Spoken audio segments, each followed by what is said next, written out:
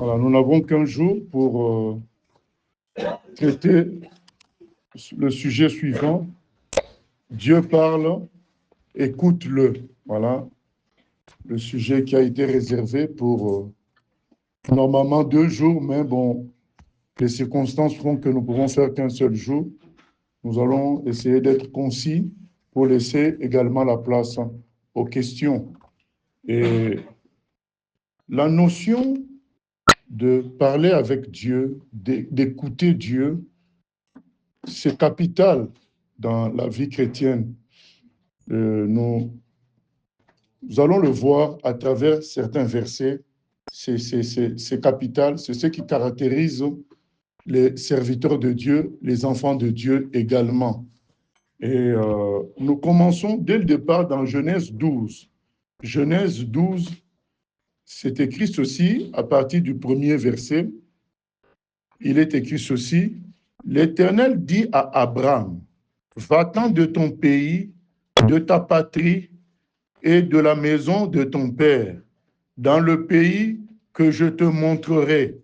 Je ferai de toi une grande nation et je te bénirai. Je rendrai ton nom grand et tu seras une source de bénédiction. Je bénirai ceux qui te béniront et je maudirai ceux qui te maudiront. Et toutes les familles de la terre seront bénies en toi. Voilà. Abraham partit comme l'Éternel le lui avait dit. Voilà. Donc nous voyons que l'histoire d'Abraham avec Dieu commence par le fait que Dieu parle.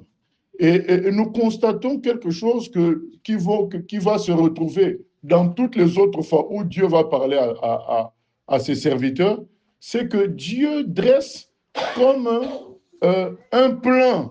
Donc lorsqu'il parle, il donne un plan à la personne à qui il parle.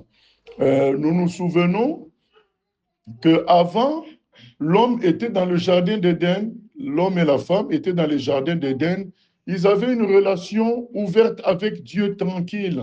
C'est quand le péché est arrivé que le péché a déconstruit les choses, mais Dieu, dans son amour, vient faire encore le premier pas. Il cherche un contact avec l'homme. Et il y a un homme spécial, Abraham, avec qui il va signer une alliance. Mais tout commence par le fait que Dieu parle. C'est lui qui a l'initiative. Nous répondons déjà à une interrogation que chacun pourrait se poser. Mais moi, je n'entends pas la voix de Dieu. Si tu n'entends pas la voix de Dieu, ce n'est pas forcément parce qu'il ne parle pas. Lui, il veut parler. C'est lui qui fait le premier pas.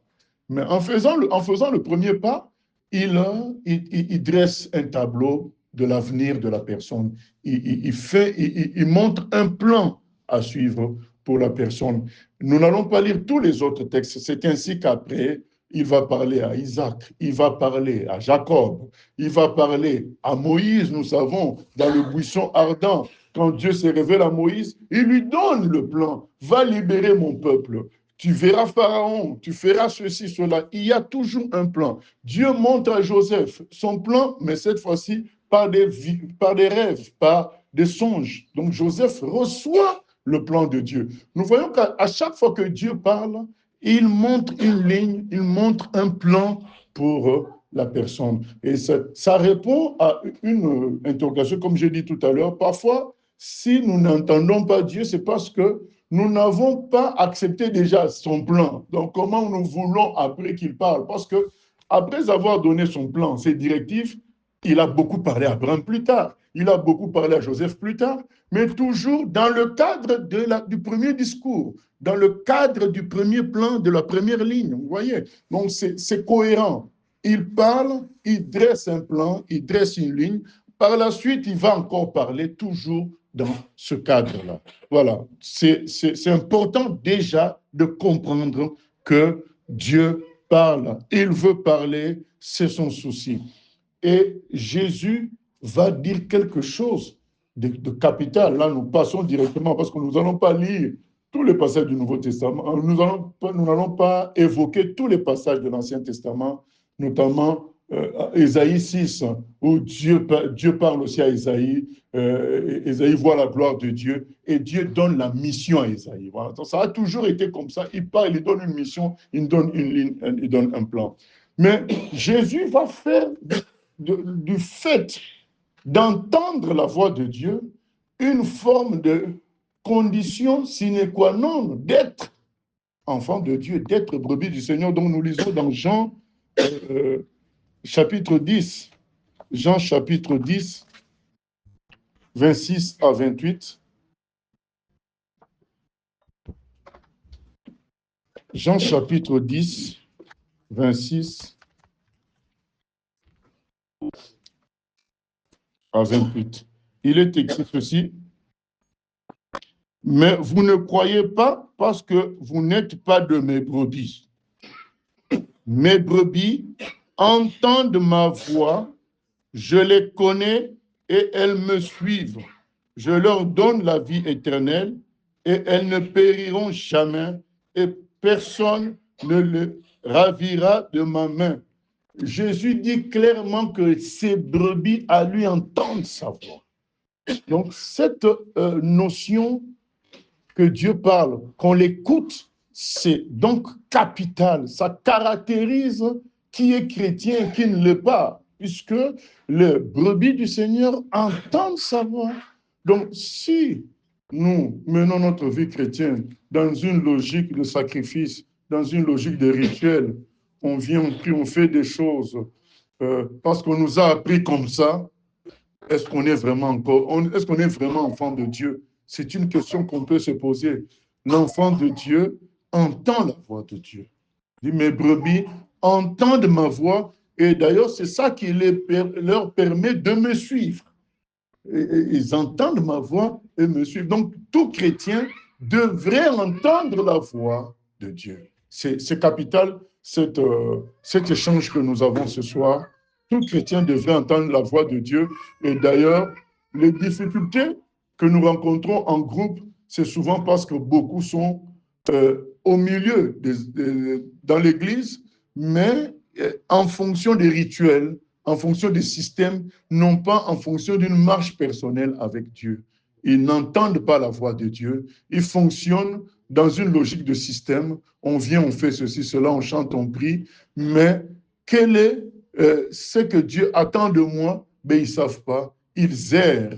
Et on doit changer cela. Chacun de nous doit avoir un rapport direct avec Dieu, comme étant son papa. Jésus nous a laissé une prière, notre Père, ça commence comme cela, notre Père qui est aux cieux. Donc on parle à Dieu. C'est un échange. La vie chrétienne, c'est un échange avec Dieu. Cette notion que Dieu parle, qu'on l'écoute, c'est capital. C'est capital. Et même dans Matthieu 17, qu'on va lire tout à l'heure, lors de la transfiguration, quand Jésus est transfiguré à la montagne, ils entendent, Pierre était là, et avec Jean et Jacques, ils entendent une voix, la voix de Dieu qui dit, « Celui-ci est mon fils, en qui j'ai mis toute mon affection. Écoutez-le, écoutez-le. » Donc Dieu, lui, il parle. C'est peut-être nous qui devons commencer à l'écouter.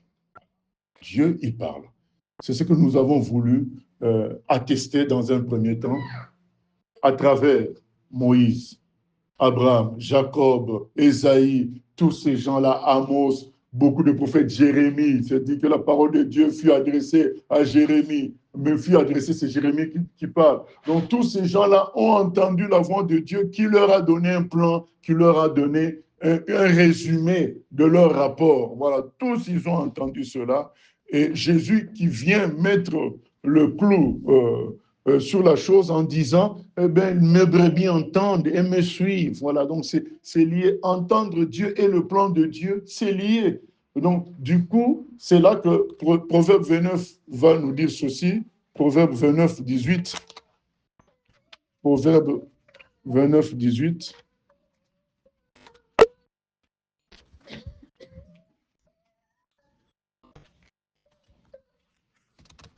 Il est écrit ceci. Proverbe 29, 18. Quand il n'y a pas de révélation, le peuple est sans frein. Heureux s'il observe la loi. Donc, Proverbe 29, 18 nous dit que quand quelqu'un n'a pas de révélation, c'est-à-dire qu'il n'entend pas Dieu, il va faire des folies. Il va être sans frein, il ne va pas se contrôler, il va se perdre. Bref, il va se perdre. Le peuple est sans frein, sans contrôle, quand il n'entend pas la voix de Dieu. Donc, c'est important qu'un chrétien entende Dieu, fonctionne avec Dieu en l'écoutant et en marchant selon la voie qu'il écoute. Comme on dit, Abraham, après, a suivi ce que l'Éternel lui avait demandé de faire. Donc, la notion d'entendre Dieu, la notion que Dieu parle et qu'on l'écoute, c'est essentiel dans la vie chrétienne. C'est essentiel, c'est très, très important. Voilà ce que nous voulions attester dans un premier temps. Après, on pourrait se poser la question, mais il parle comment? Voilà, donc il parle comment? Nous lisons Job 33, 14. Job va nous résumer la façon dont Dieu parle. Job 33, 14. Il est écrit ceci, Dieu parle cependant tantôt d'une manière, tantôt d'une autre, et l'on n'y prend point garde. Il parle par des songes, par des visions nocturnes, quand les hommes sont livrés à un profond sommeil, quand ils sont endormis sur leur couche, alors il leur donne des avertissements et met le sceau à ses instructions, afin de détourner l'homme du mal et de le préserver de l'orgueil, afin de garantir son âme de la force et sa vie des coups du glaive. Par la douleur aussi, l'homme est repris sur sa couche quand une lutte continue vient agiter ses eaux. Donc on voit que Dieu parle tantôt d'une manière, tantôt d'une autre. Il peut parler par des songes, il peut parler par des visions, il peut parler par des circonstances douloureuses parfois. Mais ce qui est sûr, c'est qu'il parle et qu'est-ce qui est rajouté? Mais l'on n'y prend point garde. C'est pour nous dire que le problème se trouve de notre côté. Dieu, lui, n'est pas avare de parler, il n'est pas avare de s'exprimer, mais c'est à nous de prendre garde à son expression, à ses paroles. Et nous savons que finalement, Dieu a fini par parler clairement à travers son Fils. Nous lisons dans Hébreux au chapitre 1. Hébreux au chapitre 1. Après avoir autrefois, à plusieurs reprises et de plusieurs manières, parlé à nos pères par les prophètes, Dieu, dans ces derniers temps, nous a parlé par le Fils, qu'il a établi héritier de toutes choses, par lequel il a aussi créé le monde. Voilà, il nous est dit que Dieu parle aussi par des prophètes. Il a parlé par des prophètes et il finit la révélation par son Fils. Son Fils vient clôturer toutes choses. C'est Jésus qui est la révélation parfaite, qui vient clôturer toutes choses en complétant ce qu'ont dit les prophètes et en perfectionnant cela. C'est Jésus qui est cette parole. Mais cependant, que ce soit les prophètes, que ce soit Jésus, ils ne sont plus là. Mais ce qu'ils ont dit a été consigné dans ce qu'on appelle la Bible. Donc, du coup, on peut dire que Dieu se sert de sa parole, qu'on appelle la Bible, pour nous parler. C'est ce qui est écrit dans Josué 1:8. On nous recommande donc de lire cette parole tous les jours, jour et nuit. Et c'est ainsi que nous serons dans la volonté de Dieu et que nous réussirons. Josué 1:8, il est écrit ceci, que ce livre de la loi ne s'éloigne point de ta bouche, médite-le jour et nuit pour agir fidèlement selon tout ce qui est écrit, car c'est alors que tu auras du succès dans tes entreprises, c'est alors que tu réussiras. Donc, nous voyons que Dieu finalement parle à travers sa parole. C'est sa parole qui constitue sa révélation totale, puisque ce sont les paroles de son Fils et les paroles que son Fils a confirmées. Donc Jésus a confirmé les paroles des prophètes et lui-même aussi a parlé. Et donc tout ça a été consigné dans la Bible. Donc la révélation parfaite de Dieu, ce sont les Écritures, c'est la Bible. Mais nous négligeons pas le fait qu'il parle par des prophéties, par des songes, par des visions, par les circonstances, comme on a vu dans Job. Il parle tantôt d'une manière, tantôt d'une autre. Maintenant, la révélation claire et nette, accessible à tous, ce sont les Écritures. Et pour clôturer, nous lisons dans Jean 16, 13, Dieu parle également par son esprit. Voilà, donc par son esprit, même si quelqu'un peut dire, mais oui, mais les prophéties, ça vient de l'esprit de Dieu, c'est vrai, mais il y a une façon que l'esprit nous conduit parfois sans qu'il y ait une expression verbale qui sorte clairement. Mais l'esprit te conduit quand même, il y a comme une force qui te conduit. Et donc, c'est dans la phrase qu'on va lire, il y a beaucoup de choses qu'on pourrait mettre dedans. C'est écrit, quand le consolateur sera venu, l'esprit de vérité, il vous conduira dans toute la vérité, car il ne parlera pas de lui-même, mais il dira tout ce qu'il aura entendu et il vous annoncera les choses à venir. Donc, nous voyons bien qu'il y a aussi l'Esprit de Dieu. Donc, les deux moyens parfaits de Dieu, c'est l'Esprit de Dieu et la parole. Mais nous négligeons pas les autres sources, mais toutes ces autres sources devront être filtrées en fonction de la parole de Dieu et de l'Esprit de Dieu. Donc, l'Esprit de Dieu peut nous parler également, il nous conduit dans toute la vérité, et cela de plusieurs manières. Donc, il y a une voix intérieure qu'on peut entendre, il y a une voix réelle qu'on peut entendre aussi, donc on entend comme une voix qui parle vraiment.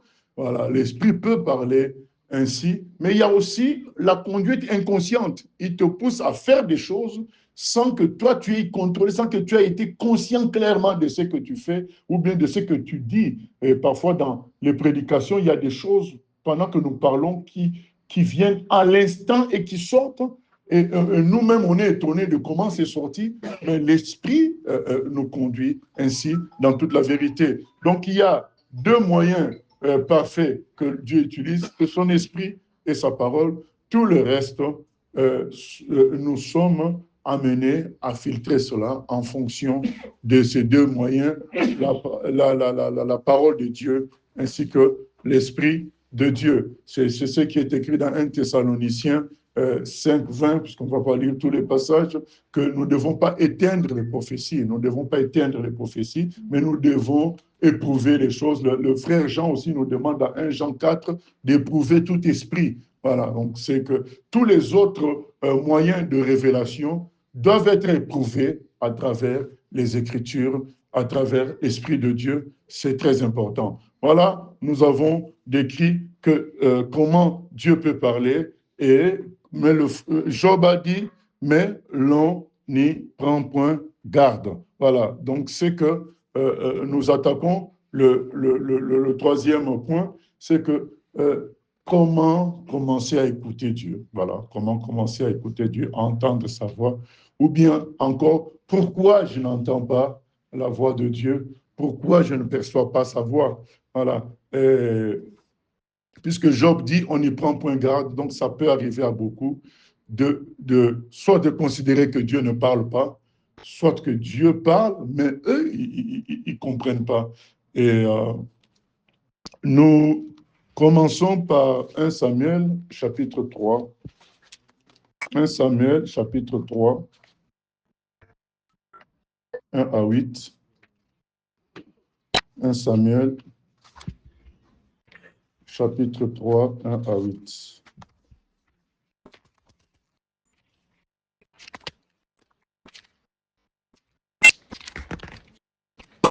Il est écrit ceci, le jeune Samuel était au service de l'Éternel devant Élie. La parole de l'Éternel était rare en ce temps-là. Les visions n'étaient pas fréquentes. En ce même temps, Élie, qui commençait à avoir les yeux troublés et ne pouvait plus voir, était couché à sa place. La lampe de Dieu n'était pas encore éteinte. Et Samuel était couché dans le temple de l'Éternel, où était l'arche de Dieu. Alors l'Éternel appela Samuel. Il répondit, me voici. Et il courut vers Élie et dit, me voici, car tu m'as appelé. Élie répondit, je ne t'ai point appelé, retourne te coucher. Et il alla se coucher. L'Éternel appela de nouveau Samuel, et Samuel se leva, alla vers Élie et dit, me voici, car tu m'as appelé. Élie répondit, je n'ai point appelé, mon fils, retourne te coucher. Samuel ne connaissait pas encore l'Éternel et la parole de l'Éternel ne lui avait pas encore été révélée. L'Éternel appela de nouveau Samuel pour la troisième fois. Et Samuel se leva, alla vers Élie et dit, me voici, car tu m'as appelé. Élie comprit que c'était l'Éternel qui appelait l'enfant. Et il dit à Samuel, va, couche-toi, et si l'on t'appelle, tu diras, parle, Éternel, car ton serviteur écoute. Et Samuel alla se coucher à sa place. L'Éternel vint et se présenta, et il appela comme autrefois, Samuel, Samuel, et Samuel répondit, parle, car ton serviteur écoute. Alors l'Éternel dit à Samuel, voici, je vais faire en Israël une chose qui étourdira les oreilles de quiconque l'entendra, et ainsi de suite. Voilà. Qu'est-ce qui est dit de Samuel? De Samuel? Il entendait la voix de Dieu, mais il ne comprenait pas. Pourquoi il ne comprenait pas? Parce qu'il ne connaissait pas Dieu. Voilà ce qui est dit. Il ne connaissait pas encore Dieu. Donc, ce qu'on peut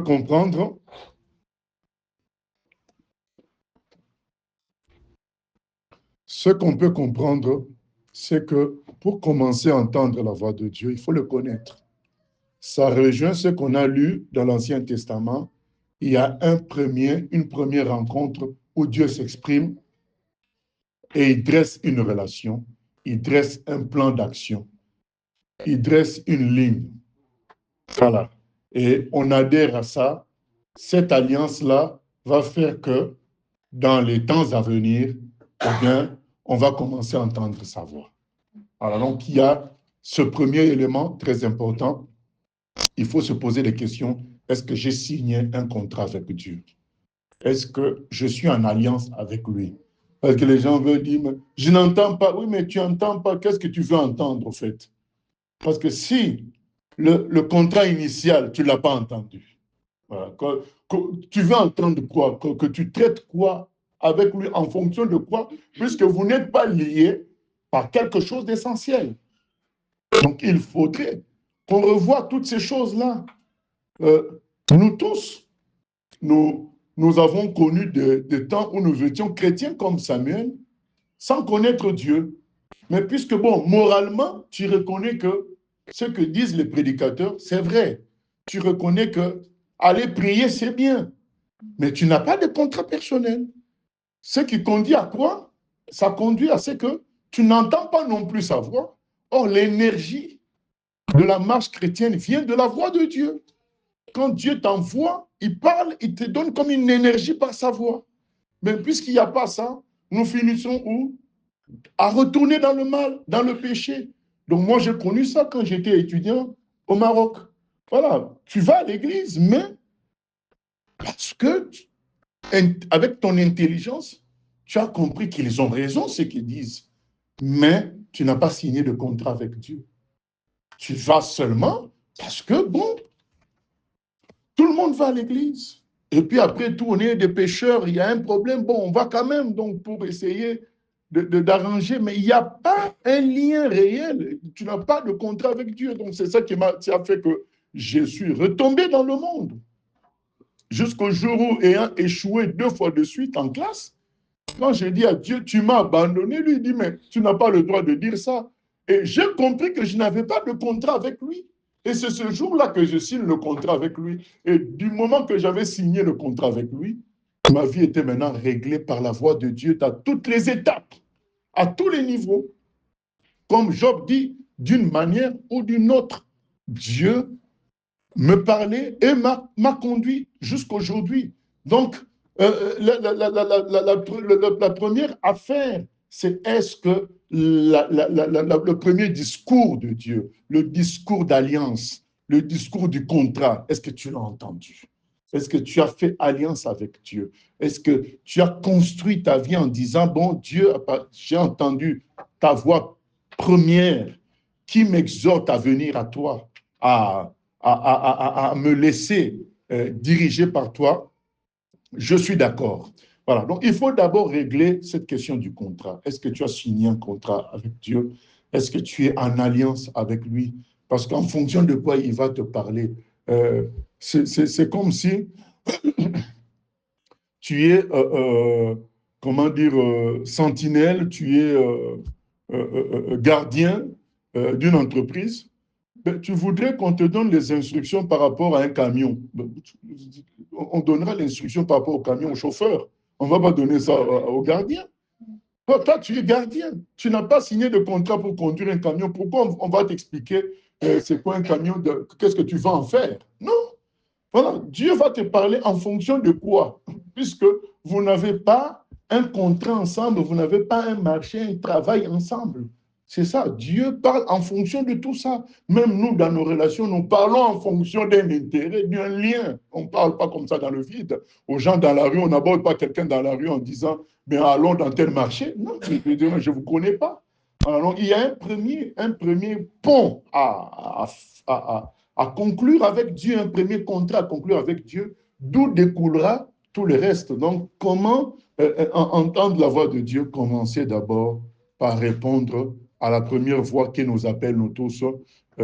Dieu a tant aimé le monde qu'il a donné son Fils unique, afin que quiconque croit en lui ne périsse point, mais qu'il ait la vie éternelle. Commence par répondre à cette voix-là. Dire, Seigneur, je capitule, j'arrête avec le péché, je capitule, j'arrête de conduire ma vie par moi-même. C'est ce que moi j'avais signé au Maroc comme contrat. J'ai dit à Dieu, à partir d'aujourd'hui, je signe le contrat que je marcherai à 100% avec toi. Donc quand j'ai dit cette phrase-là, quelque chose est venu du ciel, est entré en moi, c'était fini. J'étais lié à lui et maintenant je commençais à entendre sa voix. Et je commençais, puisque sa voix, comme on a dit précédemment, elle s'exprime en grande partie à travers les Écritures. Avant ce moment-là, j'allais à l'église, je comprenais plus ou moins les prédications, mais après ce moment-là, la Bible est devenue claire pour moi, comme de l'eau limpide, parce qu'il y a un contrat qui est signé, une alliance qui est faite. Désormais, ben, tu comprends clairement. Donc, Samuel ne connaissait pas encore Dieu, il n'avait pas signé de contrat. Oui, il était au temple, mais il fallait encore ce moment-là, ce jour-là, où ils reconnaissent la voix de l'Éternel, bien sûr avec l'aide des aînés, mais à partir de ce jour-là, Samuel a pu commencer à entendre Dieu et à fonctionner fidèlement au Seigneur. Nous connaissons la suite de Samuel. Donc, réglons cette affaire-là. Si tu es dans ce cas-là, moi, je chantais même à la chorale, mais je n'étais pas en relation vraiment avec Dieu. Je chantais parce que c'est beau de chanter. Je chantais parce que, comme nous tous, nous savons que fondamentalement, bon, on est dans le mal. Voilà. Donc, tu sais que les choses de Dieu, c'est bon. Mais est-ce qu'il y a un contrat? Il n'y avait pas. Donc, ce n'est pas parce que tu fais 10 ans à aller dans une église que tu es chrétien. Ce n'est pas cela. Là. Être chrétien, c'est signer un contrat avec Dieu où tu abandonnes ta vie. Tu réponds à la première voix, la voix de Jésus-Christ qui te dit « Je veux te sauver ». Il le dit à tout le monde. Jean 3,16 est un passage adressé à l'humanité. Dieu a tant aimé le monde qu'il a donné son Fils unique afin que quiconque croit en lui ne périsse point, mais qu'il ait la vie éternelle. Jésus dit, venez à moi, vous tous qui êtes chargés, je vous donnerai le repos. C'est un appel, c'est la voix de Dieu qui parle à tout humain. Personne ne peut dire, ah mais c'est pas, il ne m'a pas parlé à moi directement. Si, il te parle, parce que Jean 3,16 s'adresse à quiconque, à tout humain. Est-ce que tu as déjà répondu à cette voix pour dire c'est vrai? À partir d'aujourd'hui, je me laisse sauver par toi et fonctionner avec toi. Peut-être pas. Voilà pourquoi ben, tu vis ta vie, tu écoutes des choses, mais c'est comme si Dieu n'était pas dedans, parce qu'il n'y a pas encore le contrat qui a été signé. Il faut entrer en alliance avec le Seigneur, il faut signer le contrat avec Dieu. Deuxièmement, on peut entendre sa voix en prenant au sérieux, comme on a lu dans Josué 1,8, la lecture de la Bible. Considérer que Dieu parle à travers essentiellement la Bible. Parce qu'un des problèmes qu'on retrouve aujourd'hui, c'est que les gens n'aiment pas la Bible. Quand je dis n'aiment pas, ce n'est pas qu'ils vont jeter à la poubelle, mais ils veulent des raccourcis. Ils veulent la télévision, ils veulent le téléphone, mais ils ne veulent pas entendre la voix de Dieu à travers sa parole. Dieu parle par excellence à travers les Écritures. Donc, Josué 1,8, nous l'avons lu tout à l'heure, qui dit que ce livre de la loi ne s'éloigne pas de ta bouche. Médite-le jour et nuit. Les gens préfèrent les raccourcis, c'est-à-dire les paroles qui sortent d'un homme. Vous savez, les courtes phrases qu'on voit sur Facebook, signé un tel, signé pasteur tel, signé tel. Il y en a même des chrétiens qui mettent des phrases de Gandhi. Voilà. Les gens aiment ces courtes phrases-là, c'est bon. Et ils répètent ça en leitmotiv. Non, mais la parole de Dieu, elle est beaucoup plus riche que ça. Elle est beaucoup plus belle que toutes ces phrases-là. Et nous devons appliquer ce que Josué dit, prendre la Bible et, comme nous l'avions dit en premier point, c'est que comme Dieu parle, il veut parler, mais c'est à toi d'y prendre garde. Tu prends la Bible, tu dis, Seigneur, je veux lire la Bible, parle-moi à travers ce que je veux lire. Voilà. Puisque tu sais que lui, il veut parler. C'est à toi de prendre garde, c'est à toi de vouloir entendre sa voix.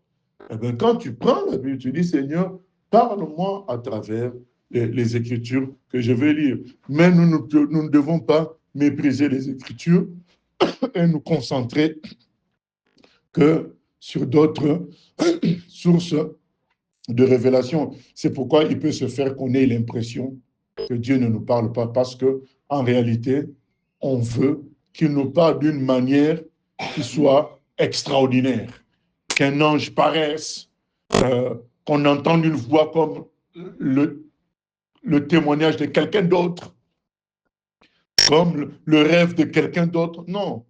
Job a dit, Dieu parle tantôt d'une manière ou d'une autre. C'est à toi d'y prendre garde. Tu ne peux pas le forcer à parler qu'en vision. Tu ne peux pas le forcer qu'à parler en songe ou en prophétie.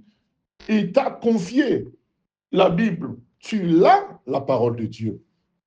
Lis la parole de Dieu en t'attendant à ce que tu entendes sa voix. Voilà. Lis dans cet esprit-là, tu dis, Seigneur, je veux entendre ta voix. Je veux, à travers ce que je lis, comprendre qui tu es. Donc, pourquoi nous n'entendons pas Dieu? Comment l'entendre? Mais c'est en lisant les Écritures. En lisant continuellement les Écritures. Pas dans une logique intellectuelle de remplir le cerveau de versets bibliques, mais vraiment dans une logique de nourriture, d'être restauré chaque jour, d'être nourri chaque jour. C'est ainsi que c'est écrit dans Matthieu 4,4, l'homme ne vivra pas seulement de pain, mais de toute parole qui vient de la bouche de Dieu. Donc chaque jour se nourrir de cette parole, c'est comme ça qu'on entendra la voix du Seigneur. Donc attention à négliger la parole de Dieu. Troisièmement, comment entendre la voix de Dieu? C'est se dépouiller de mauvaises voix. Il y a de mauvaises voix dans ce monde. Vous savez, quand vous êtes dans un endroit où il y a trop de bruit, vous n'allez pas entendre la phrase qui vous dit attention. Vous n'allez pas bien entendre. Vous n'allez pas entendre les explications du professeur. Vous êtes en classe, quelqu'un parle là, quelqu'un parle là, quelqu'un parle là. Vous n'allez pas entendre l'explication utile que vous deviez entendre du professeur, de l'acteur essentiel. Voilà. Il y a des moments où nous, les parents, tu es là en train de suivre une information à la télé, il y a des enfants qui vont crier là, mais qui a pris ça? Donc, finalement, tu n'as pas entendu et c'est passé. Et tu ne sais pas ce que le journaliste avait dit clairement. Voilà, c'est la même chose. Il y a beaucoup de mauvaises voix des voix trompeuses, des faux docteurs, des fausses prophéties, des faux systèmes. Quand tu es dans un faux système, maintenant, quand le vrai système parle, tu ne vas pas comprendre. Parce que tu es impliqué dans ta logique à toi, et quand Dieu parle, tu es tellement rempli de faux raisonnements, tu es rempli de faux discours, de fausses doctrines, tu finis par ne pas comprendre la vraie parole de Dieu. Mais quelqu'un dira, mais oui, mais comment alors qu'on est embrigadé dans une fausse doctrine, comment s'en rendre compte? Voilà. Je vais donner un moyen simple. Le moyen simple, c'est la photo de Jésus. Voilà. Dieu a dit dans Matthieu 17, je pense qu'on ne l'a pas lu, on va le lire alors. Matthieu 17. Matthieu 17.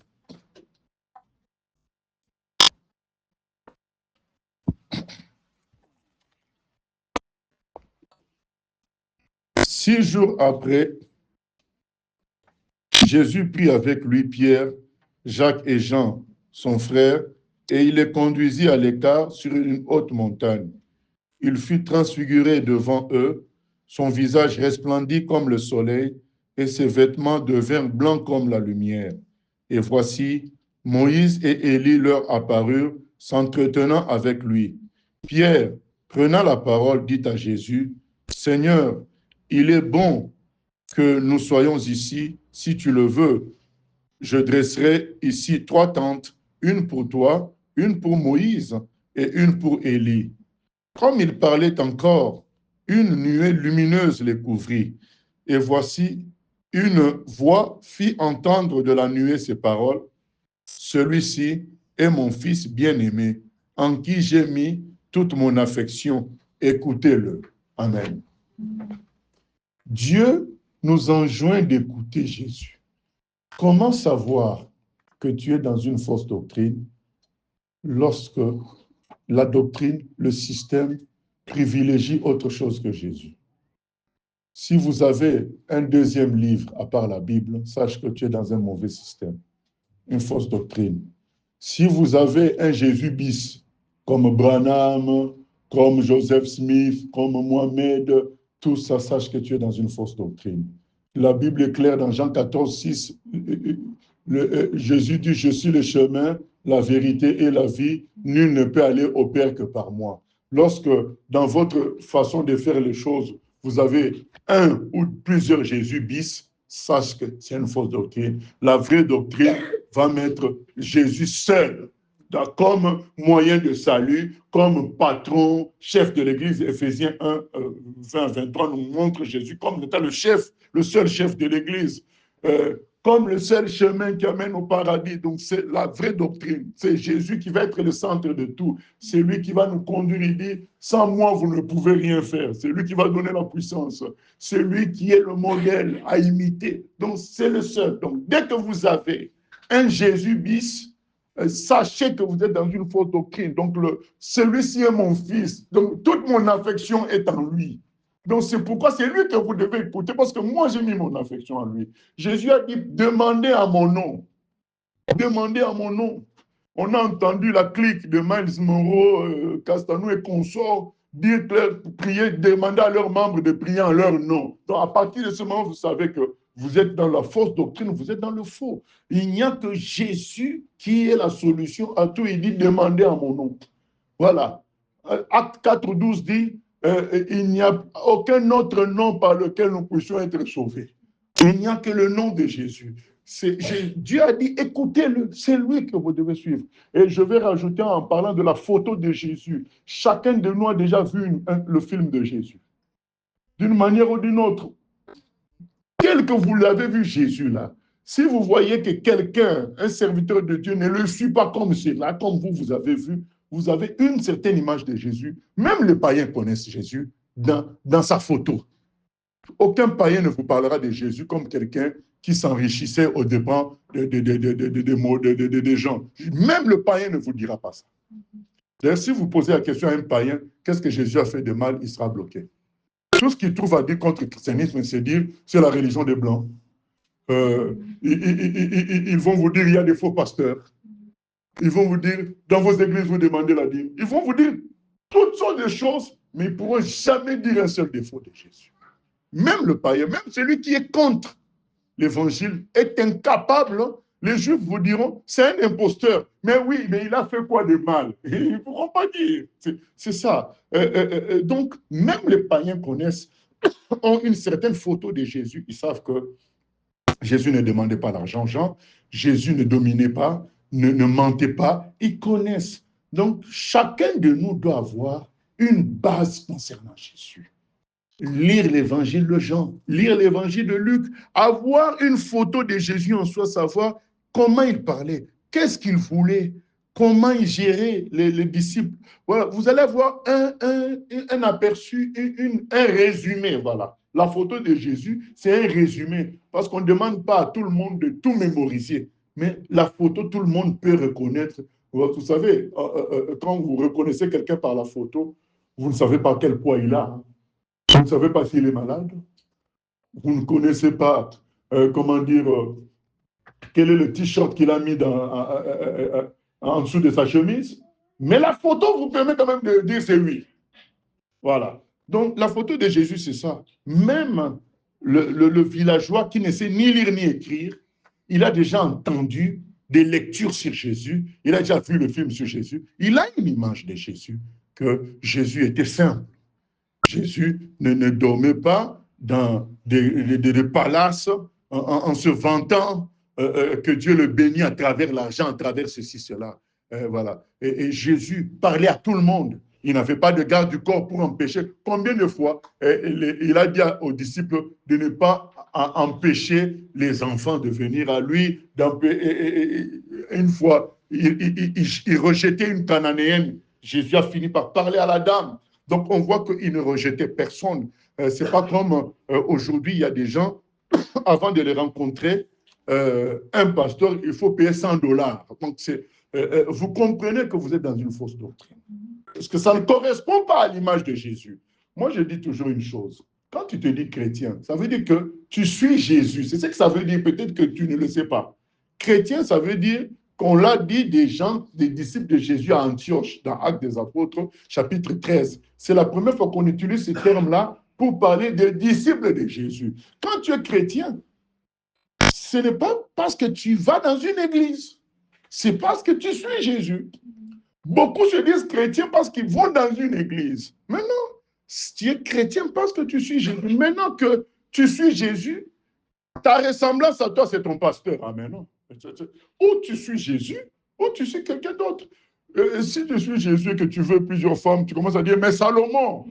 Mais dans ce cas, appelle-toi Salomonien. Voilà, donc ne t'appelle plus chrétien. Donc pourquoi tu t'appelles chrétien et tu évoques Salomon? Non, si tu t'appelles chrétien, suis Jésus seulement, parce que chrétien, c'est Christ, c'est Jésus. Voilà. Si tu es chrétien, mais tu vises avoir les mêmes limousines qu'à Chimolo, mais appelle-toi Chimolo, je ne sais pas quoi. Voilà, donc si tu suis Jésus, ressemble à Jésus.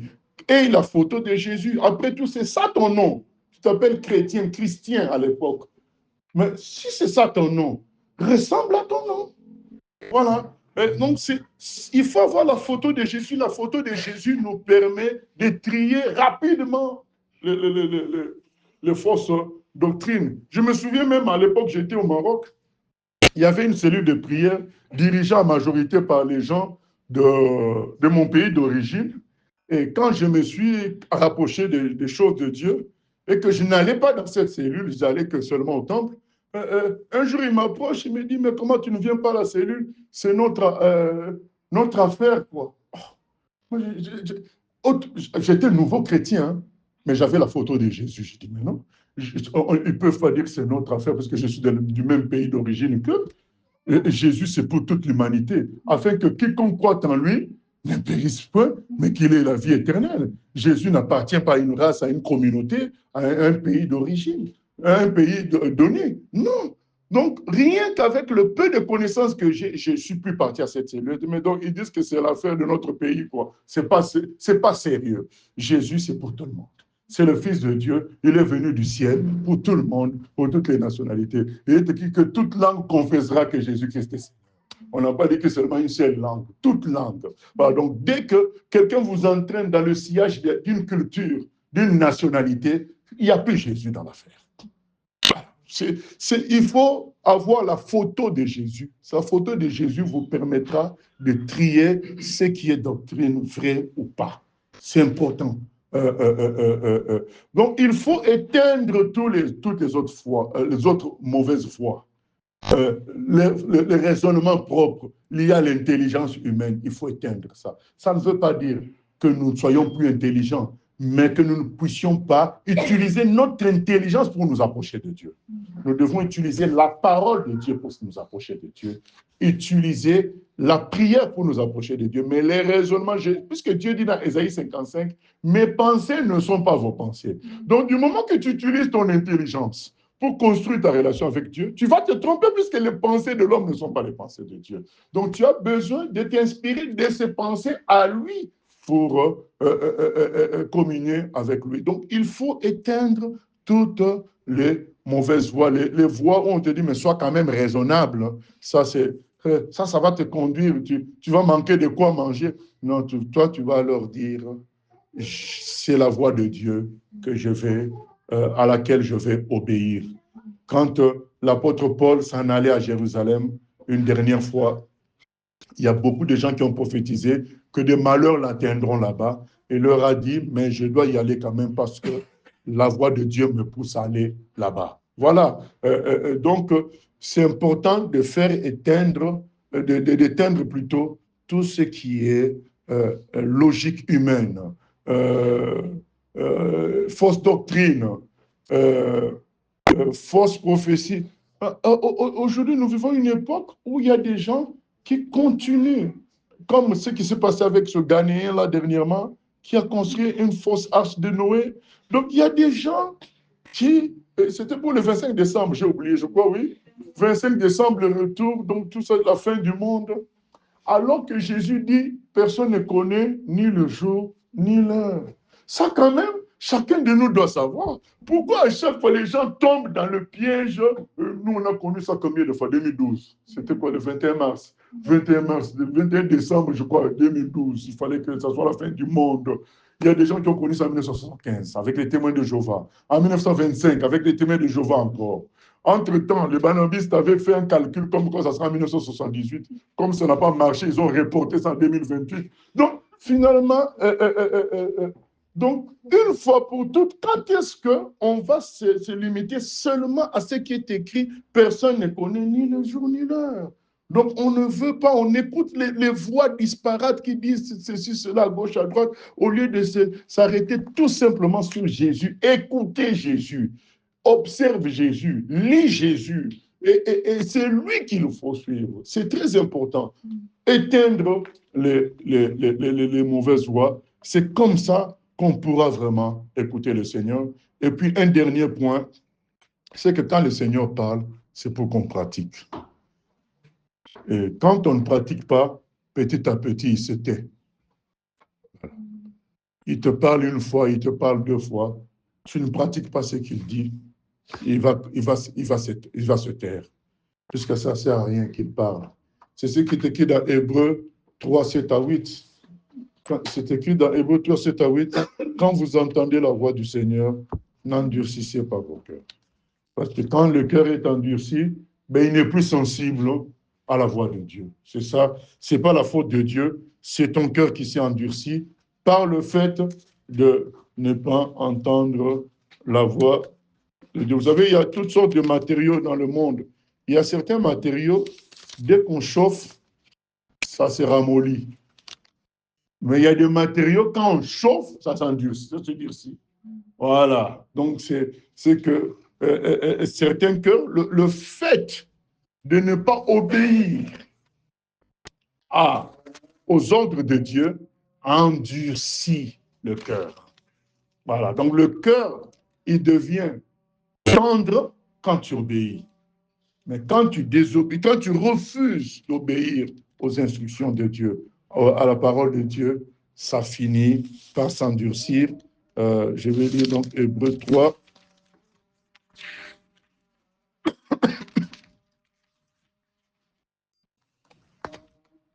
Hébreux 3, 7 à 8, c'est écrit ceci. C'est pourquoi, selon ce que dit le Saint-Esprit, aujourd'hui, si vous entendez sa voix, n'endurcissez pas vos cœurs, comme lors de la révolte, le jour de la tentation dans le désert, où vos pères me tentèrent pour m'éprouver et ils virent mes œuvres pendant 40 ans. Aussi, je fus irrité contre cette génération et je dis, ils ont toujours un cœur qui s'égare, ils n'ont pas connu mes voies. Je jurai donc dans ma colère, ils n'entreront pas dans mon repos. Voilà, donc quand on n'obéit pas, puisque la voix de Dieu ne sort pas dans la logique de distraction, ça sort pour que ça soit pratiqué. Il fut un temps où je ne dis pas que c'est mauvais ce que je faisais, mais il fut un temps où j'ai conseillé aux gens qui n'obéissent pas, ce n'est pas la peine dans ce cas de venir à l'église, parce que tu vas t'endurcir. À force d'écouter la parole de Dieu, sans changer, ça va devenir commun pour toi et ça n'aura plus d'effet. Ton cas devient plus grave. Voilà. Donc, il faut prendre Dieu au sérieux. Donc, pourquoi on n'entend pas la voix de Dieu? Mais parce qu'il va te dire, mais je t'ai déjà parlé 3 fois, tu n'as pas entendu, pourquoi tu veux que je parle encore? C'est ça qu'il va te dire. Donc, Dieu se tait quand on finit, comme Jacques l'a dit, à écouter seulement, à ne pas mettre en pratique. Il dit, ne vous bornez pas seulement à écouter. Il faut mettre en pratique. Le but de l'expression divine, c'est la mise en pratique. Josué 1,8, médite le jour et nuit afin de mettre en pratique ce qui est écrit. C'est là que tu réussiras dans toutes tes entreprises. Dieu veut la gloire dans nos vies. Il veut le bonheur dans nos vies. Il veut la joie. Il veut l'assurance. Il veut la réussite dans nos vies. Mais cela passe par la pratique de ce qu'il dit. Donc, Abraham a fini par voir ce qu'on lui avait promis parce qu'il a pratiqué. On lui a dit, quitte ton pays. Il a quitté. Donc, c'est ainsi qu'il a vécu la gloire de Dieu. Moïse a obéi. Il a vécu la gloire de Dieu. Joseph, tous, c'est quand tu obéis que tu vis, puisque Dieu, son but, ce n'est pas de donner des ordres à des robots. Son but, c'est que nous manifestions sa gloire. Il nous a créés à son image, il nous a sauvés, il a fait de nous ses enfants. Et quand il nous parle, ce n'est pas pour nous embêter, pour nous contrôler, pour nous serrer comme un policier. C'est pour que nous manifestions sa gloire, mais ça passe par l'obéissance. Ça passe par la mise en pratique. Maintenant, quand tu ne mets pas en pratique, il finit par se taire et te laisser progresser selon tes voies. Voilà. Comment entendre Dieu, c'est aussi mettre en pratique le peu qu'on entend déjà. Parce que certains diront, mais Dieu ne me parle pas, mais Dieu t'avait demandé juste d'aller demander pardon à ta maman. Il avait demandé juste de t'excuser auprès de tel frère. Toi, tu veux entendre qu'on te dise, va en Chine. Non, mais commence d'abord par aller demander pardon à la personne qu'on t'a montré. Tu ne fais pas. Et tu dis, ah, mais Dieu ne me parle pas. Mais il parle. C'est toi qui ne prends pas garde, selon Job. Et pour clôturer, c'est que même si tu as l'impression qu'il ne parle pas, mais cherche sa face. Une relation, c'est aussi la réciprocité. Dieu, lui, nous assure qu'il parle. Maintenant, on peut toujours dire, ah, mais moi, je n'entends pas, il ne parle pas. D'accord.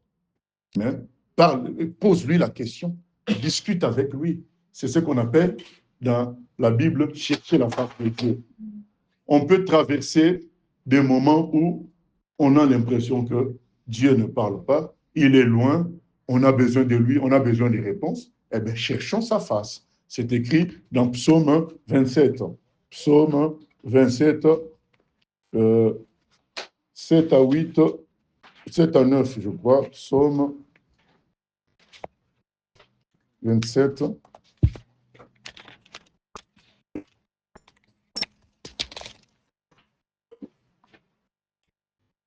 Éternel, écoute ma voix, je t'invoque.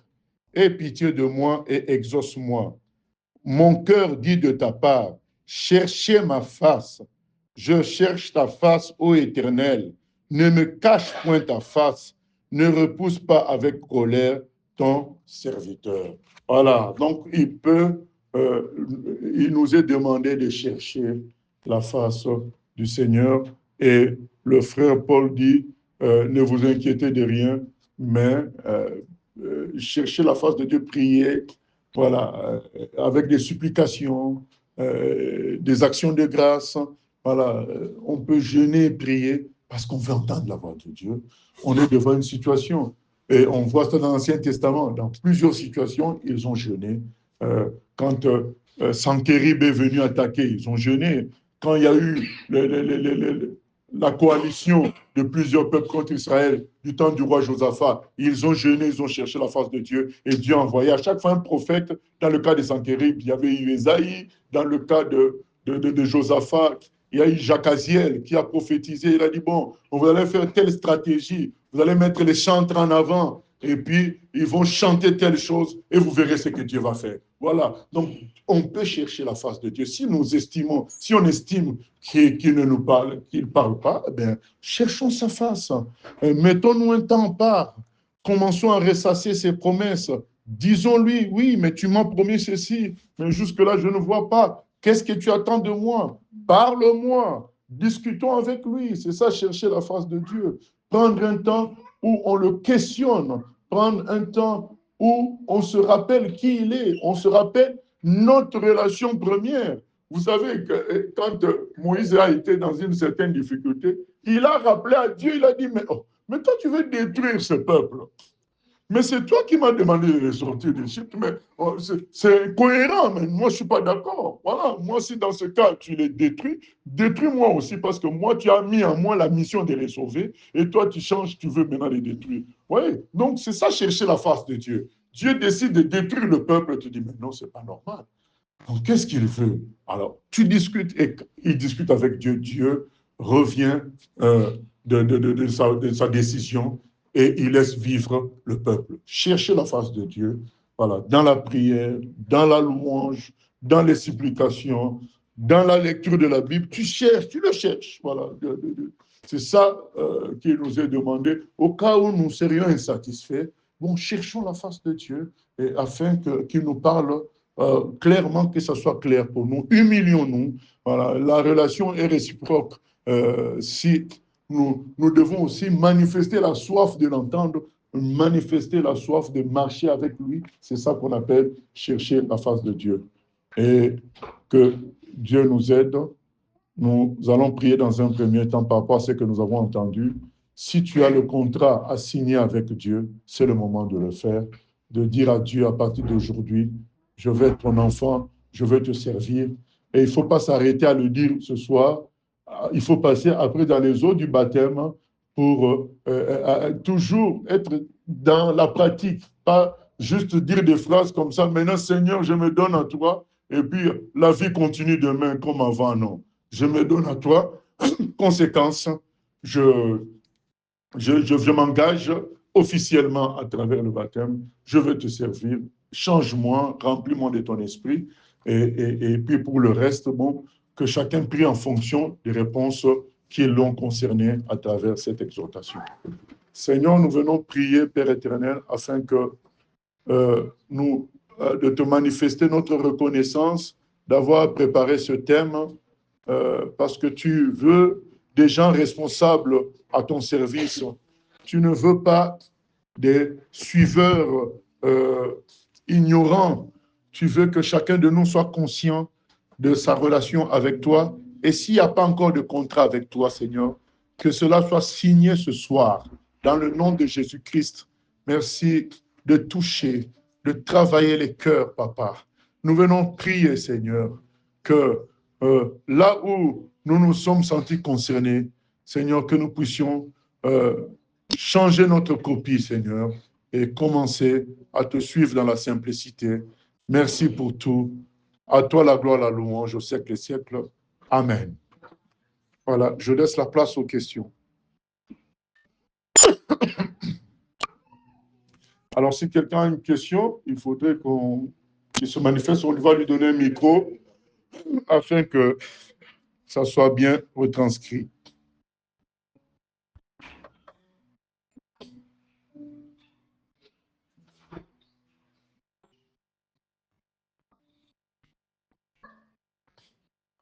Oui, ma question est là-dessus.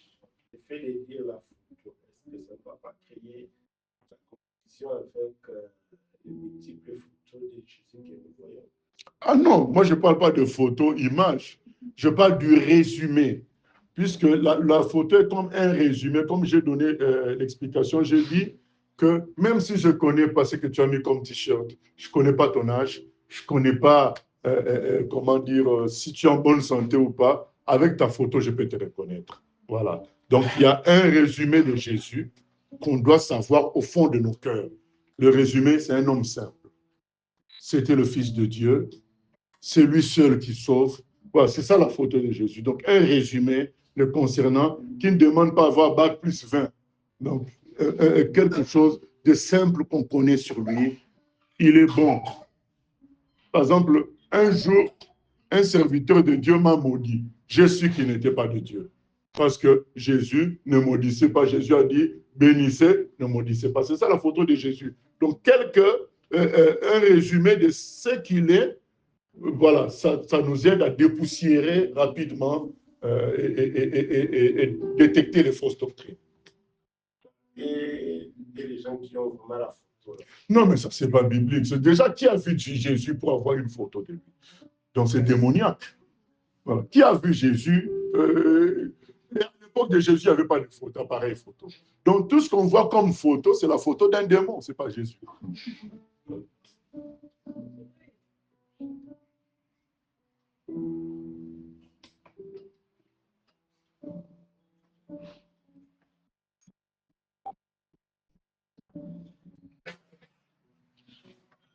Ma question est la suivante. Au temps de Jésus-Christ, il n'y avait pas d'appareil. Mais selon l'histoire qu'on a étudiée, à l'an 0, il y avait une écriture. Et cela veut dire que, dans cette époque, il y avait aussi des dessinateurs. Donc, ce qui veut dire qu'on peut avoir un portrait tant qu'il y a des dessinateurs. Voilà. Ah bon, qui vous dit qu'il y avait des dessinateurs? Parce qu'il n'a pas fait l'an 0, il y avait déjà l'écriture. Oui, l'écriture, oui. Donc, à cette époque, on avait l'écriture. Ah non, ton donc là est faux, puisque tu te bases de l'écriture pour passer au dessin. Voilà, donc en fonction de quoi tu lis l'écriture au dessin? Non, c'est en fonction parce que tous ces sont les écrits. Ah non, le dessin n'est pas une écriture. Est-ce que vous vous souvenez d'Exode 20? Est-ce qu'on peut lire Exode 20, 3 à 6? Je te laisse lire Exode 20, 3 à 6.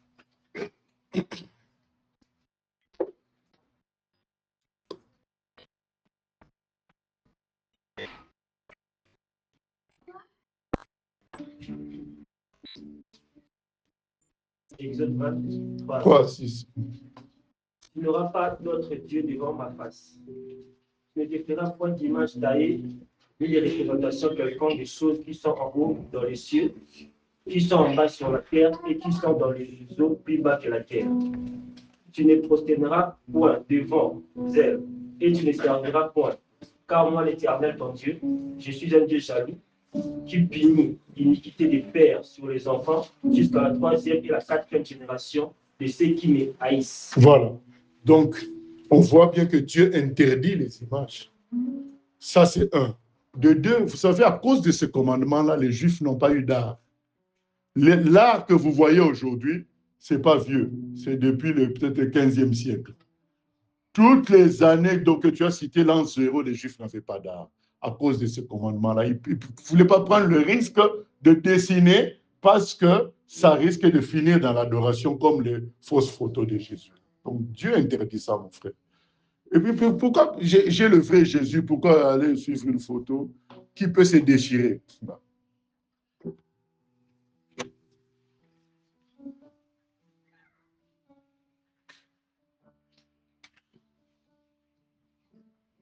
Question?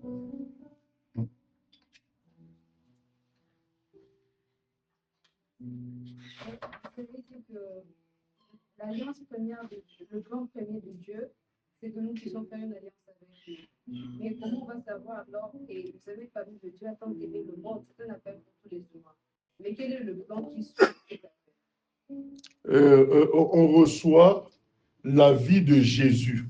Et quand tu reçois la vie de Jésus, le dessein est formé. C'est quoi? C'est que tu vas répéter ce que Jésus a fait, être un instrument de Dieu pour le salut de l'humanité.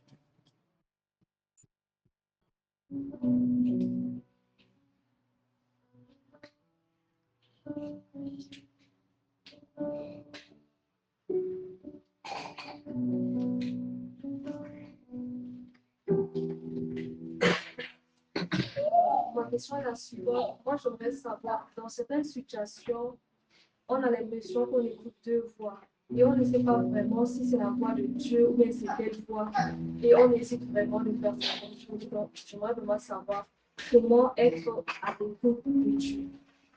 Voilà. Dans certaines situations, on a l'impression d'entendre deux voix. Quand c'est comme ça, première chose à faire, c'est de prier que ce qui n'est pas de Dieu s'éteigne. Voilà. Puisqu'on a reçu cette autorité-là de toucher les mauvais esprits, de marcher sur les mauvais esprits. Donc, quand on commence à entendre deux voix contradictoires, même si ça ne nous amène pas directement dans le péché comme ça pour qu'on dise que ça, c'est déjà écarté, parce que je vais finir par cette allusion-là, on peut dire que la voix qui n'est pas celle de Dieu s'éteigne. Ça, c'est un. De deux, le moyen aussi simple, c'est de savoir à quoi ça te mène. Si tu écoutes une voix, la première, ça va t'amener où? Est-ce que ça finit à l'obéissance à la parole? Est-ce que ça finit à l'élévation de Dieu? Ou alors, ça finit plutôt à désobéir à Dieu ou à l'élévation de soi-même? Moi, une fois, j'étais autrefois l'adjoint d'un serviteur de Dieu. Il n'était pas là, c'est moi qui gardais le troupeau. Et puis, quand il est revenu, je lui ai expliqué que j'ai eu une situation et ça m'a conduit, même si je n'avais pas tort, pour que la situation se calme. J'ai demandé seulement pardon à la sœur. Et puis, il m'a dit, tu n'as pas à demander pardon aux brebis, c'était rabaissé. Lui, il me dit ça, c'est mon supérieur, mais Jésus me demande de prendre la dernière place quand je suis quelque part, que de considérer les autres comme supérieurs à moi-même. Donc, voilà. Donc, sa voix à lui m'a mené à l'orgueil et à la désobéissance de la parole. Donc, j'ai choisi de continuer toujours la voie de Jésus. Si j'ai un problème avec quelqu'un, de demander pardon. Voilà.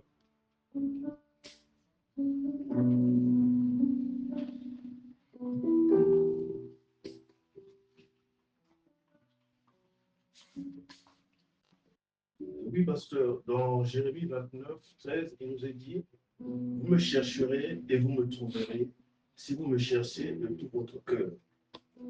Est-ce que quand on cherche la face de Dieu et que quelquefois on n'a pas de réponses, est-ce que cela est lié au fait qu'on ne l'a pas vraiment cherché de tout notre cœur? On n'a pas été dans les meilleures dispositions? Je dirais ça dépend des problèmes. Ça dépend des problèmes. Je ne pense pas que pour les choses de la vie courante, Dieu veut qu'on le cherche ainsi de tout notre cœur. Bon, par exemple, pour tout ce qui concerne le mariage, la maison, voiture, tout ça, je ne pense pas. Je pense que quand il dit vous me cherchez de tout notre cœur, c'est par rapport à des plans qui impliquent de grands déversements de puissance de Dieu. Voilà, ça implique ça, puisque quand il y a un grand déversement de puissance de Dieu, il faut être conscient que ça va aussi nous tuer davantage. Plus la puissance de Dieu se manifeste, plus l'être humain doit s'effacer. Et donc, Dieu veut que quand les gens réclament, par un exemple, vous réclamez le réveil du Maroc, au Maroc, le réveil que beaucoup de Marocains soient touchés, mais qui va s'en occuper? Donc, Dieu veut que tu comprennes bien ce que tu demandes. Si aujourd'hui, il ouvre les portes que beaucoup de Marocains se convertissent, eh bien, c'est toi qu'il va utiliser. Donc, parfois, tu seras peut-être amené à te retrouver en prison. Il veut que, c'est là qu'il appelle chercher de tout son cœur. Donc, comprendre les tenants et les aboutissants profonds de tout ce que tu demandes, c'est dans ce sens-là. Ce n'est pas par rapport à des choses simples que là, il faut qu'on cherche Dieu de tout notre cœur. Non, quand il veut qu'on cherche de tout notre cœur, il veut qu'on saisisse tout l'étendue de ce qu'on demande. Voilà.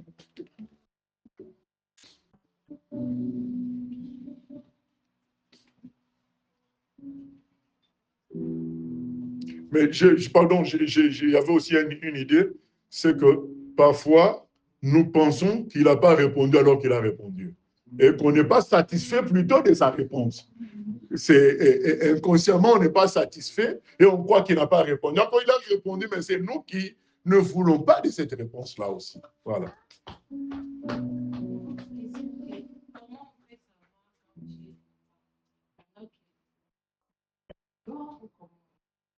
Comment on va savoir? On va le savoir parce qu'aujourd'hui, quand vous vous appelez votre enfant Jacob, s'il n'a pas entendu, il est dans sa chambre, tu vas crier Jacob, tu vas crier jusqu'à ce qu'il entende. Si Dieu veut nous parler, il va crier jusqu'à ce qu'on entende. Voilà. Donc on saura. Voilà, on saura. Oui.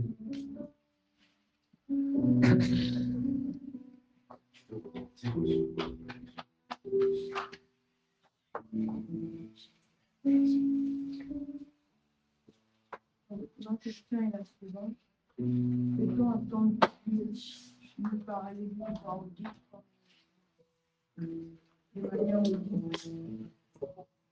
Tout est possible, comme Job a dit, Dieu parle tantôt d'une manière, tantôt d'une autre. Mais maintenant, à notre époque, comme il s'est écrit dans Hébreu 1, autrefois, Dieu a parlé de plusieurs manières. Maintenant, nous avons la parole de Dieu. Il a parlé par son Fils et tout est consigné dans les écrits. Et donc, alors qu'il y a la parole, rechercher autre source de révélation, ça peut nous amener à écouter des démons.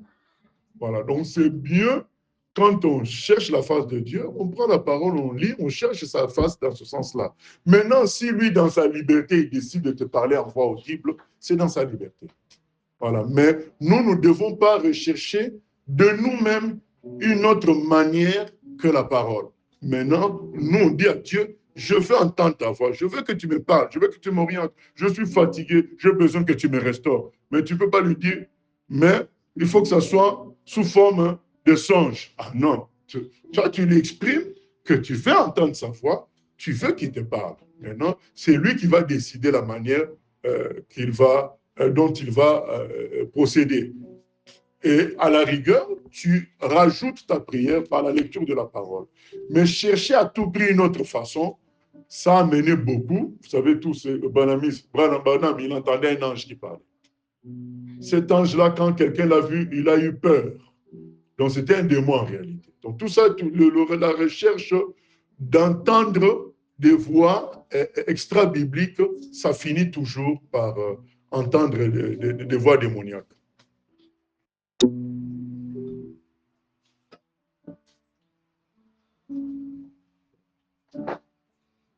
Je connais un frère qui aimait tellement évoluer. Pourtant, Dieu lui avait donné vraiment le don de prophétie.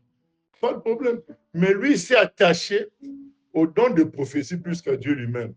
Aujourd'hui, il est retourné dans le vaudou parce autrefois, il était dans le vaudou. Dieu l'a sauvé. C'était un jeune frère. Quand il a été sauvé, il avait dans les 21 ans.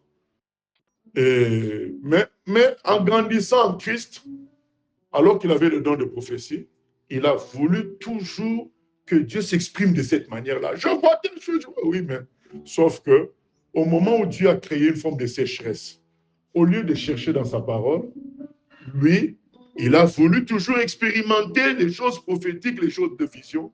Aujourd'hui, je vous parle, il est redevenu prêtre vaudou.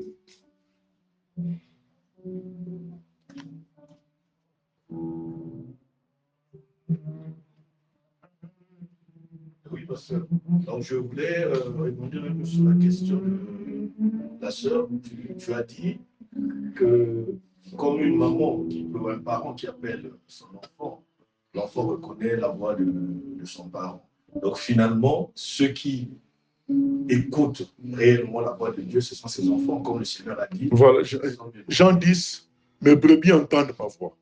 Voilà, maintenant, si on ne pense pas, on pense qu'il ne parle pas, ça peut être tout simplement qu'il a parlé, mais tu n'apprécies pas ce qu'il a dit. Inconsciemment, tu n'apprécies pas, tu penses que tu attends qu'il dise ce que tu veux qu'il dise. Voilà. C'est cela.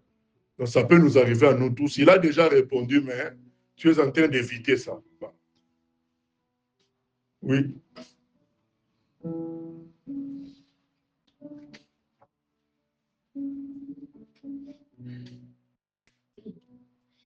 Alors, ma question, en fait, c'est par rapport à ma vie. Dans mon côté maternel, presque tous sont banalistes. Et ils m'ont toujours dit à chaque fois que quitte, rentre chez les Panam, sinon tu vas aller en enfer et tout.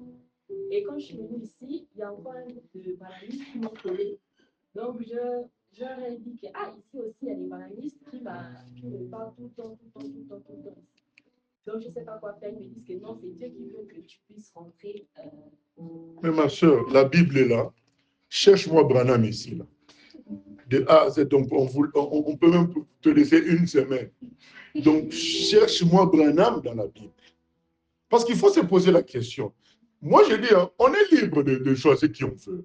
On peut suivre Maradona, on peut suivre, comment dire, George Bush, je ne sais pas qui, mais dis que tu suis George Bush. Ne dis pas que tu suis la Bible en suivant Branham. C'est ça. Si vous voulez suivre Branham, suivez-le par son message, mais ne mélangez pas avec la Bible.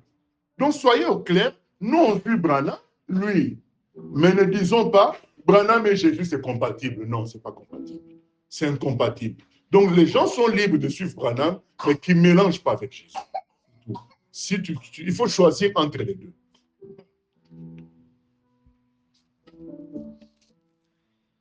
Moi, une fois, on m'a posé la question, j'étais dans un pays d'Afrique, à la télé, on me pose la question, que penses-tu de Branham? J'ai dit aux journalistes, c'est simple, je vous donne la Bible, montrez-moi Branham dans la Bible. Pourquoi vous voulez que je réponde à quelqu'un que je ne connais pas dans la Bible? Donc même Abraham est dans la Bible, Paul est dans la Bible. Branham, il est où dans la Bible? Non, je dis Branham. Qu'est-ce que vous voulez dans Malachie 4? Si je lis, je vais trouver le mot Branham dedans. Non, non, moi je pose la question. Si je lis Malachie 4, est-ce que je vais trouver Branham dedans? Non. Donc c'est du mensonge. C'est du mensonge. Après, il y a aussi Mohamed. Donc Mohamed dit aussi que les musulmans disent aussi qu'il est dans la Bible. Les Kimbanguistes disent Simon Kimbangu est dans la Bible. Bientôt, une fourmi va dire moi aussi je suis dans la Bible. Donc, voilà. Donc non, à un moment donné, il faut être sérieux. C'est ça quoi. Il n'est pas dans la Bible, c'est des escroqueries. Voilà, quelqu'un qui a contredit tout ce qu'il a dit. Il avait dit que si ce que j'ai dit ne s'accomplit pas, considérez-moi comme un faux prophète. Donc, plein de choses qu'il a dites ne se sont pas accomplies. Donc, c'est un faux prophète, c'est tout.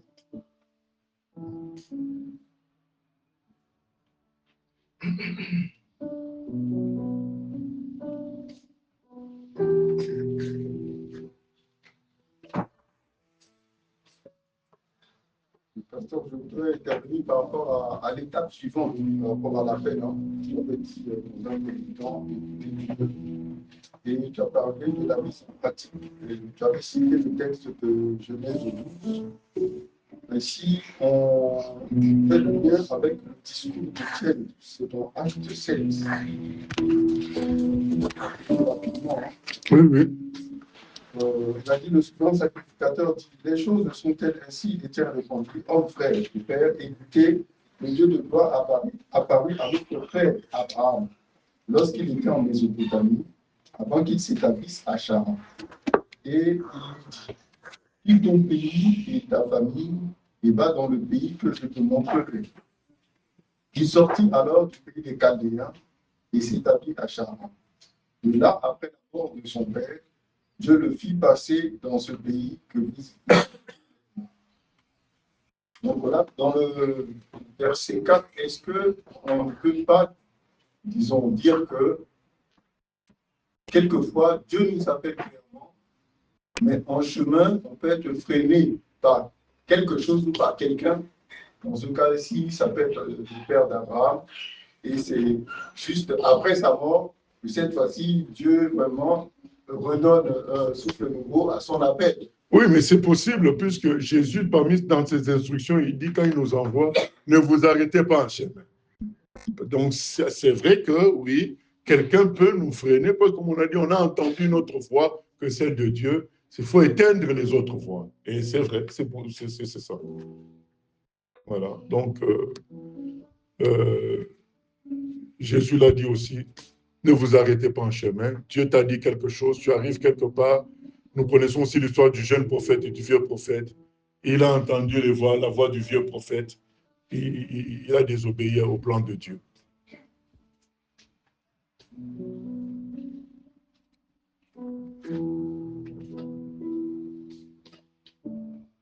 Donc, pour moi, il ne s'agit pas d'une question, il s'agit juste d'un ajout parce que le frère Maoto nous avait partagé ça un jour, que lorsque Dieu nous parle, c'est d'abord pour nous-mêmes que nous mettons d'abord cette parole en pratique.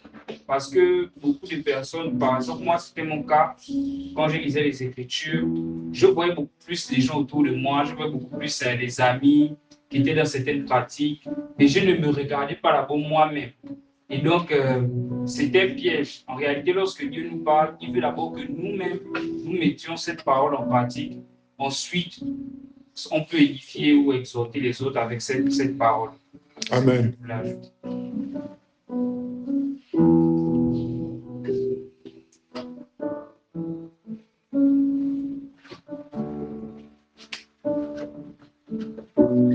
Alors, gloire à Dieu, s'il n'y a pas d'autres questions. Seigneur, nous te remercions pour ta fidélité, ta bonté, ton amour et ta bienveillance.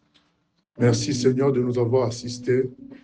Nous te confions nos vies, Seigneur, que ce séminaire ne soit pas un séminaire de plus, mais qu'il y ait de véritables transformations pour que le nombre de vrais serviteurs augmente. À toi la gloire, la louange au siècle des siècles, au nom de Jésus-Christ. Amen. Gloire à Dieu. Donc, avant de faire un délai, j'aimerais préciser que s'il y a des personnes qui ont des questions personnelles, on peut voir après le pasteur à la fin.